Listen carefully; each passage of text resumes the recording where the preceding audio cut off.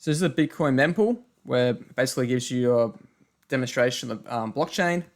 Essentially, every 10 minutes a new block will come out, and this will contain about 3 to 4,000 transactions.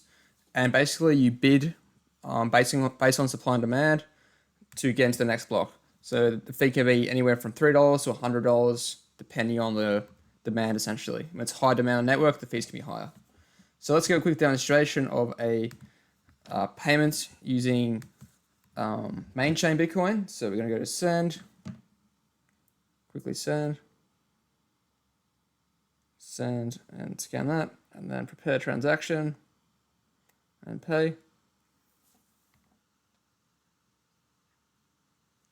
And as you can see, it's a bit slower because it's main chain Bitcoin. It takes a few seconds, and you won't be able to spend this for 3 blocks, which is about 30 minutes. So transactions aren't confirmed instantly.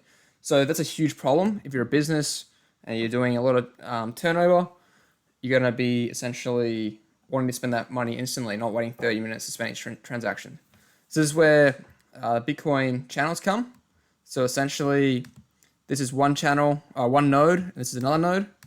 And to send funds from one node to another, we just go to Lightning, appears in channels, transactions, and then create an invoice, and then grab this, copy, and then essentially go to your Lightning, transactions, send payment, paste 2,000 or 20,000, send, and essentially instantaneously we get the funds. And this is the same when you use here. So we can go down to requests, we can go to view. This is one I've already made, pay invoice. And instead of Bitcoin main chain, we're going to use Lightning. So come back to here, go to send. So we can see that the transaction came through. It's 324 sats. But we compare this to main chain. So come to our on-chain payment. The fee is 8,689 sats. So it's a huge discrepancy between the fees.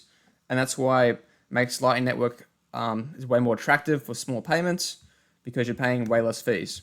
And you can also send 20,000 sats. So you think about that in terms of this transaction, where you're paying 8,000. That means you don't have to pay 28,000 to send just 20,000 sats. Whereas on Lightning, you're paying basically nothing. The last thing I want to touch on is how Bitcoin main chain is pseudo-anonymous, which means that essentially addresses can be assigned to individuals based on the fact that you create accounts at exchanges using your personal details, where it's an ID, and then basically they know your customer process. And essentially when you transfer funds off the exchange from, say this is exchange, to your wallet, the exchange can then assign that address to you, basically telling your taxation department or whoever that this person owns this address or this Bitcoin attached to this address. So if we come back to here, so that's pseudo-anonymous. Well, whereas with the Lightning Network, we don't know the actual starting node and the finishing node. So I know the node that came to me, and when I round to the payment, so basically I send payments, say I'm here in the middle, I send payments from ACI and Q, they send me money, and then I send that money to LNB. Essentially what's happening is, I don't know the starting node, so maybe a starting node sends money to ACI and Q, and then they send to me, and then I send to LNB, and then they send it to someone else.